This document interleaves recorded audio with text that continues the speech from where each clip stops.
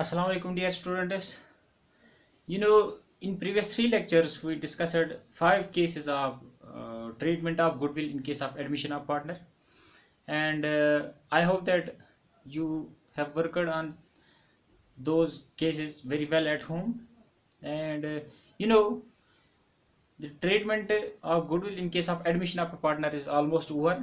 Now today we will be going to discuss it is fifth case, the fifth case of treatment of goodwill in case of admission of partner.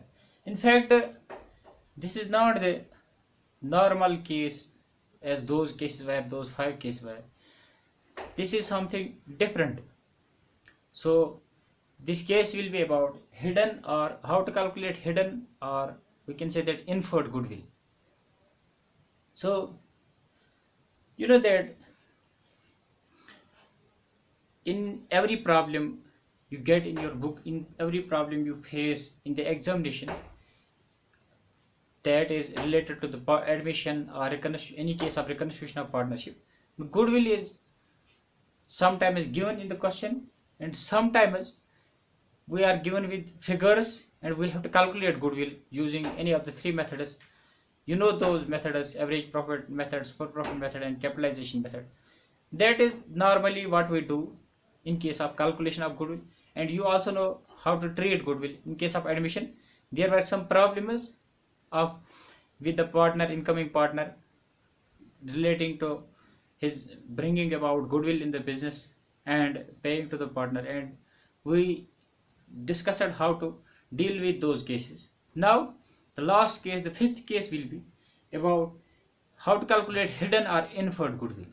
So we are going to discuss it. You know that for every business, for every partnership firm which has been doing business since last 4, 5, 6, 10 or so many years, there has to be goodwill. जो भी firm, जो भी business firm होगी, जो भी business organisation होगी, जिसको 4-5 साल हो गए बिजनेस करते करते, उसके लिए गुडविल होती ही है. उसकी गुडविल कुछ ना कुछ उसकी गुडविल होती है. But in some cases, in some questions that you face in the examination or that are given in your book, in some cases goodwill will not be given.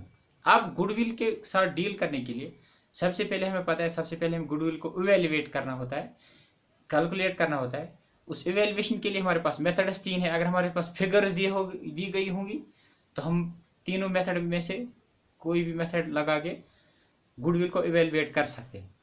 अगर हमारे पास फिगर्स नहीं दिया होगी तो क्वेश्चंस में normally usually questions में क्या दिया गया होता है, फर्म की गुडविल सीधी दी गई होती है, मेथड लगाने की जरूरत. Reconstitution, in case of reconstitution, उन प्रॉब्लम्स में यूजुअली गुडविल का अमाउंट दिया गया होता है.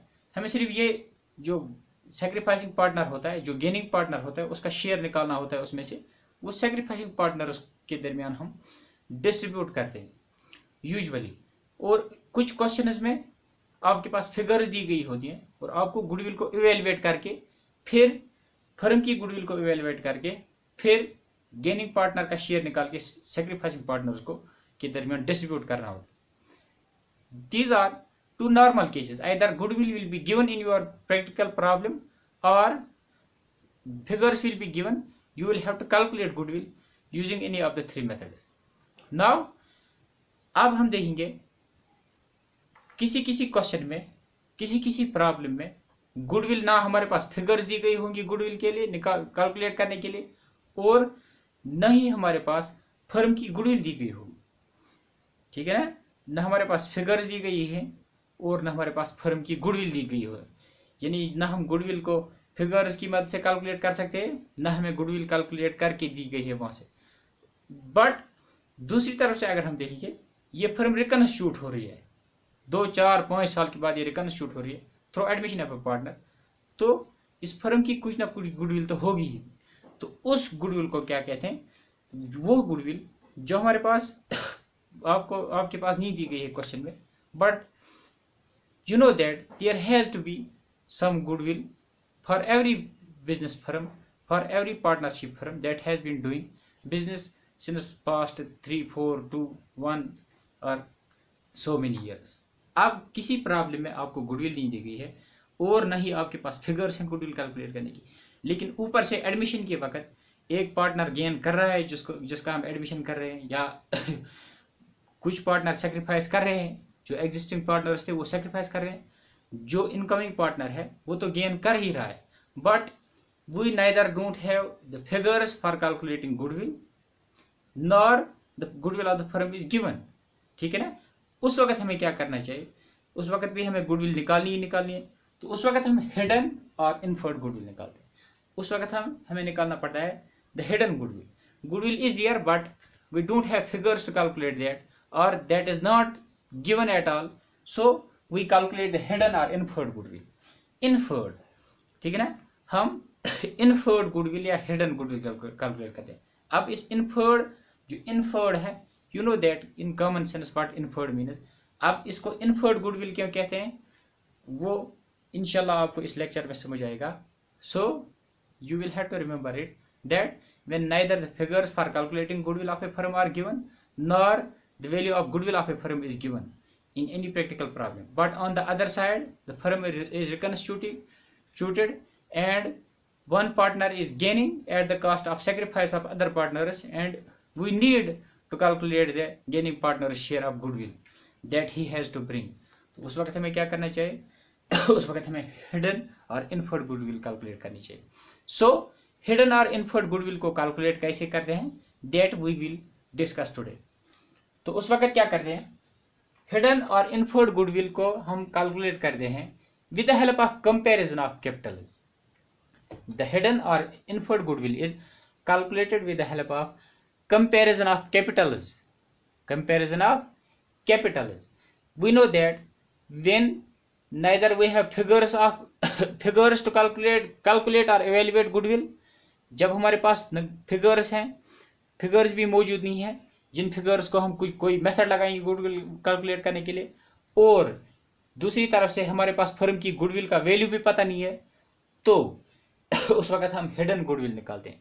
हिडन गुडविल निकालने के लिए, हिडन गुडविल को कैलकुलेट करने के लिए हम क्या करते हैं, हम कंपैरिजन ऑफ कैपिटल्स करते हैं। We do the comparison of capitals, comparison of capitals। now we will understand what this comparison of capitals means। ठीक है ना। हम क्या कर रहे हैं, हम दो तरह की कैपिटल्स फर्म की निकालते हैं। ठीक है ना, हम फर्म की दो कैपिटल्स निकालते हैं। एक निकालते हैं capital of new firm, firstly we calculate capital of new firm, और दूसरा हम कैलकुलेट करते हैं capital of firm, adjusted capital of firm, adjusted capital of firm। we calculate capital of new firm and we calculate adjusted capital of firm। अब ये capital of new firm जो हम calculate करते हैं, we calculate this capital of new firm on the basis of capital of new partner। we calculate this capital on the basis of capital of new partner। firstly we calculate capital of new firm on the basis of capital of new partner, then we subtract this adjusted capital of firm। firstly we calculate capital of new firm on the basis of capital of new partner, then we subtract this figure, this adjusted capital of the firm from this capital of new firm to find out the hidden or inferred goodwill। वो अब हम कैसे करते हैं, सबसे पहला step मैंने आपको कहा, सबसे पहले हम ये कैलकुलेट करेंगे capital of new firm on the basis capital of new partner, and then we will calculate adjusted capital of firm. फिर ये फिगर, इसको हम रखेंगे नाम बी, इसको रखेंगे A, then we subtract this B from A to find out the hidden goodwill of the firm. ठीक है ना।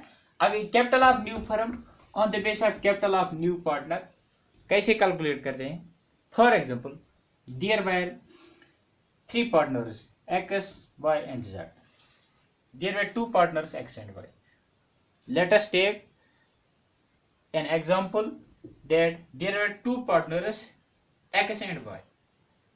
ठीक है ना, और उनकी जो कैपिटल्स थी, their capital were 10,000 and 20,000। X and Y, their capitals were 10,000 and 20,000 respectively. For example, there were two partners, X and Y. X's capital was 10,000, Y's capital was 20,000. Now they admit Z for 1/5 share. They admit Z for 1/5 share. This is a problem before us, that there were two partners, X and Y. X's capital was 10,000, Y's capital was 20,000. They admitted Z for 1/5 share in profits. ठीक है ना? अब जो Z है, Z ने कहा, Z को कहा गया you will have to bring 10,000 as capital. ठीक है ना? Z brought 10,000 as capital. When he was admitted, he brought 10,000 as capital. This is problem before us. The problem before us is X and Y were two partners. Their capital were 10,000 and 20,000 respectively. They admitted Z for 1/5 share. Z brought 10,000 as capital. अब इसके अलावा हमारे पास कोई information नहीं है. We know that. ठीक है ना? सबसे पहला हम लेंगे, फॉर एग्जाम्पल अगर ये नॉर्मल प्रॉब्लम होती, तो यहां पर लिखा होता Z brings 10,000 as capital and 20,000, 30,000, 5,000 etc. For example as goodwill. Normal problem में हमें दिया गया होता Z ने कैपिटल 10,000 लाया और 5,000 या कुछ वो अमाउंट गुडविल के लिए लाया. या नॉर्मल प्रॉब्लम में हमारे पास दिया गया होता हमारे पास नॉर्मल रेट ऑफ रिटर्न इतनी है, हमारे पास कैपिटल एम्प्लॉयड इतना है, हमारे पास profit for the current year इतना है. आपको 3 इयर्स परचेज की बेसिस पर सुपर प्रॉफिट की मेथड से पहले गुडविल इवेलुएट करो, फिर Z का 1/5 शेयर जो है 1/5 शेयर निकालो, वो सैक्रिफाइसिंग पार्टनर्स में सैक्रिफाइसिंग रेशियो के हिसाब से डिस्ट्रीब्यूट करके दो. Those are the two normal cases. Either जो नॉर्मल प्रॉब्लम होती उसमें दिया होता कि, या उसमें दिया गया था कि Z ने 10,000 कैपिटल लाया, उसके साथ कुछ अमाउंट गुडविल के लिए भी लाया, वही अमाउंट हम फिर सैक्रिफाइसिंग रेशियो में इनके दरमियान बांटते. या दूसरी जो नॉर्मल प्रॉब्लम होती वो ये होती कि Z को एडमिट किया गया, तो जिस वक्त उसको एडमिट किया गया उस वक्त आपके पास ये फिगर्स अवेलेबल हैं, आप गुडविल का कोई 3 मेथड्स में कोई सब मेथड लगाओ, गुडविल को इवेलुएट करो, फिर इवेलुएट करने के बाद उसका 1/5 शेयर निकाल के Z को डेबिट दे दो, इनको क्रेडिट दे दो. तो ये थी द फर्स्ट केस है, जो नॉर्मल प्रॉब्लम है वो होती. But this time we have got a problem that X and Y were partners. Their capitals were 10,000, 20,000 respectively. They admitted Z for 1/5 share. Z brought capital of ₹10,000. यानी हमारे पास Z की जो capital figure है यही एक फिगर दी गई है, goodwill के बारे में कुछ नहीं कहा गया. दूसरी तरफ से गुडविल को कैलकुलेट करने के लिए हमारे पास कोई फिगर नहीं है. तो इन जैसी प्रॉब्लम्स में हमें हिडन या इन्फर्ड गुडविल कैलकुलेट करनी चाहिए. अब हिडन या इन्फर्ड गुडविल को हम कैसे कैलकुलेट करते हैं? We calculate this with the help of comparison of capitals. We calculate hidden और inferred goodwill with the help of comparison of capitals. और कंपैरिजन ऑफ कैपिटल्स में हम क्या करते हैं? We have got 2 steps. हमारे पास 2 स्टेप हैं. पहले स्टेप में हम मैंने आपको अभी बताया, पहले स्टेप में हम capital of new firm on the basis of, सबसे पहले हम कौन सा स्टेप निकालते हैं, इसको रखेंगे A now. The first step is we calculate capital of new firm on the basis of capital of Z. The new partner is Z. Capital of new firm on the basis of capital of new partner is Z. अब Z की capital जो है, Z ने लाई 10,000 capital. ठीक है ना? अब हम ऐसे लिखेंगे Z's capital is 10,000. Z's capital is ₹10,000. अब इस 10,000 की बेस पर हम कैपिटल ऑफ न्यू फर्म कैसे निकाल सकते हैं? Z's share is 1/5. Therefore we can say that capital of new firm is equal to 5 divided by 1 of 10,000, वो हो गया 50,000. That amounts to 50,000. This is capital of new firm. ठीक है ना? हम न्यू पार्टनर का जो शेयर होता है उसका रेसिप्रोकल लेते हैं. हम न्यू पार्टनर के प्रॉफिट के शेयर का रेसिप्रोकल लेते हैं, वो उसकी कैपिटल के साथ मल्टीप्लाई करते हैं, तो हमें कैपिटल ऑफ न्यू फर्म वहां से मिलता है. ठीक है ना. The first step is to calculate capital of new firm on the basis of capital of new partner. How we calculate this capital of new firm on the basis capital of new firm? We take the reciprocal of share of new partner and multiply it with the capital brought in by new partner to find out total capital of new firm. ठीक है ना. अब हम reciprocal of share इसके साथ multiply क्यों कर रहे हैं, अब हम वो समझेंगे. There is a logic to multiply this share, this capital of new partner with the reciprocal of the share. वो लॉजिक क्या है? वो लॉजिक ये है, Z का शेयर था 1/5. ठीक है ना. अब हम यहाँ पे लॉजिक समझेंगे. Z share was 1/5. That means out of 5, when we divide profit into 5 parts, if we divide profit into 5 parts, Z get us 1 part. If we divide profit into 5 parts, Z get us 1 part, and to get this 1 part out of 5 parts, he has to bring 10,000. To get 1 part out of these 5 parts, ठीक है ना. Z जिस वक्त partnership firm में आता है उस वक्त हम प्रॉफिट को 5 पार्ट्स में डिवाइड करते हैं. 5 में से एक हिस्सा, 5 हिस्सों में प्रॉफिट को डिवाइड करते हैं. 5 में से एक हिस्सा लेता है Z. ठीक है ना. वो एक हिस्सा प्रॉफिट लेने के लिए उसको कितनी कैपिटल लानी पड़ती है? 10,000. To get 1 part out of 5 parts of profit, Z has to bring 10,000 capital. That means we can say that to earn rupees 10,000, to earn 1 part of profit we need rupees 10,000. हमने profit को divide किया 5 parts में जिस वक्त हमने firm को रिकंस्टिट्यूट किया. अब 5 पार्ट्स में से एक पार्ट लेता है Z. एक पार्ट लेने के लिए उसको 10,000 लाना पड़ता है. तो हम ये भी कह सकते हैं to earn 1 part of profit out of 5 parts we need 10,000. अगर हम इसको जब हम देखेंगे 5 के 5 हिस्से कमाने के लिए, 5 के 5 प्रॉफिट के हिस्से कमाने के लिए हमें कितना चाहिए? 10,000 into 5. Common sense. The logic is, ठीक है ना, to take 1 part of, to get 1 part of profit, ठीक है ना, out of 5 parts, Z has to bring 10,000. That means to earn 1 part of profit out of 5 parts, we need 10,000 capital, because capital is invested in the business to earn profit.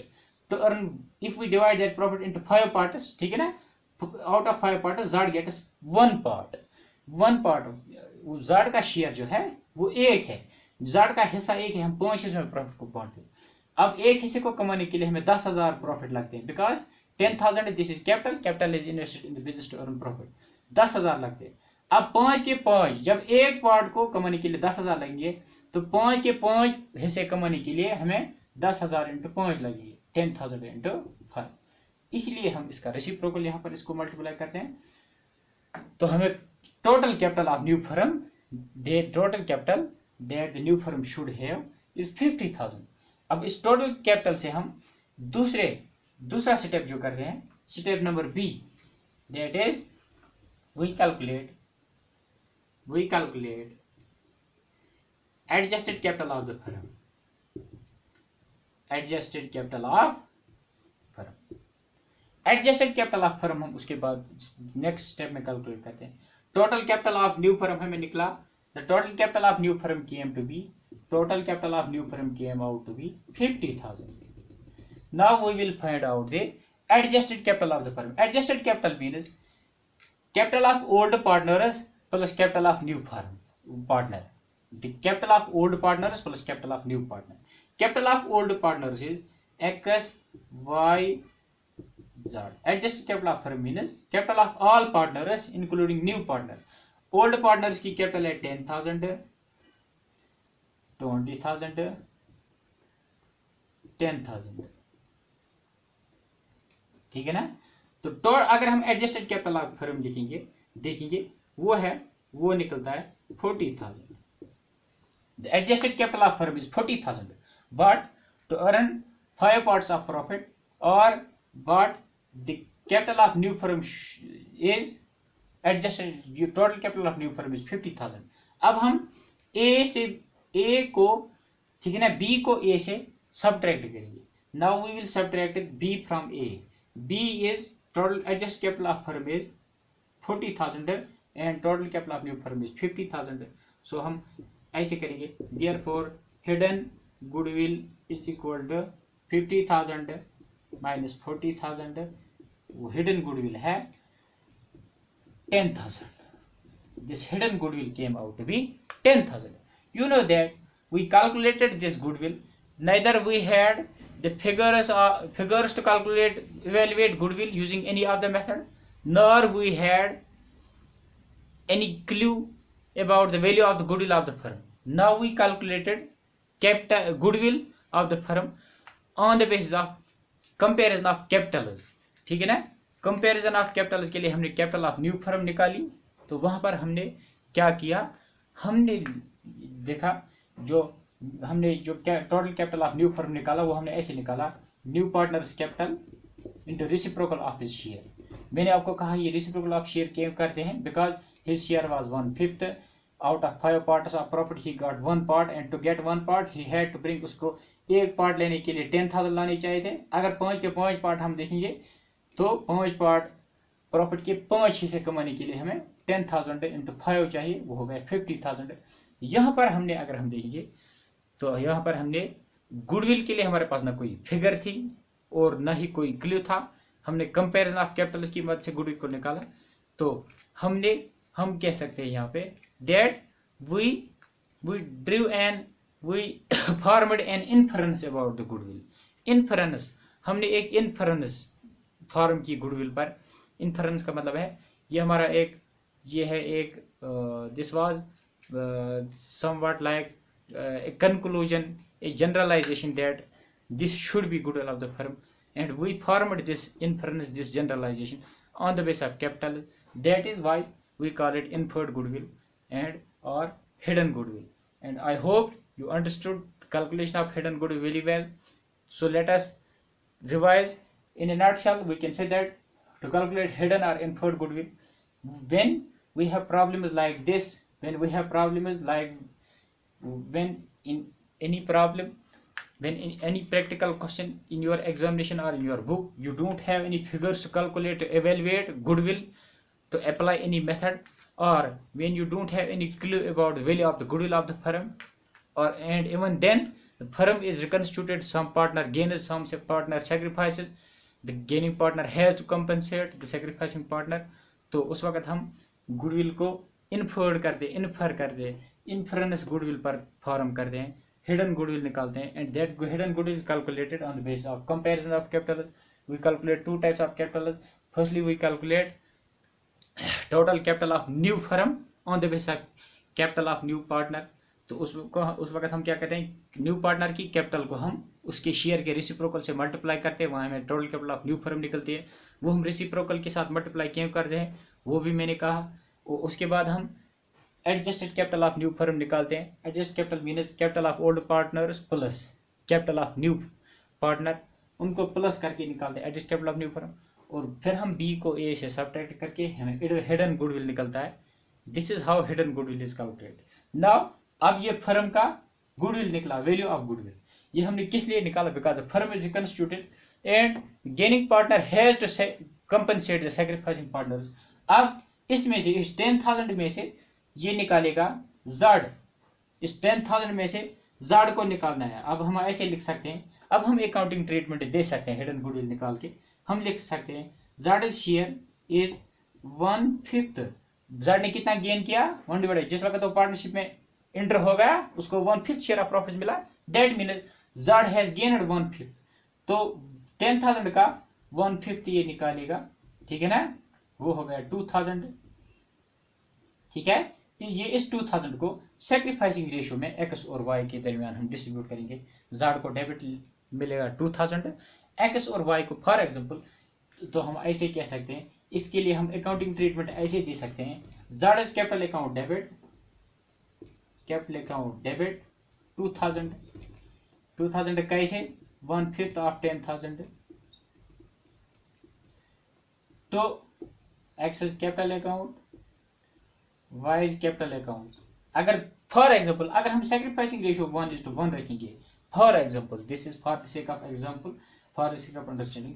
For example अगर हम sacrificing ratio 1:1 रखेंगे तो 2,000 में से 1,000 किसको मिलेगा, x को, और 1,000 मिलेगा वाई को.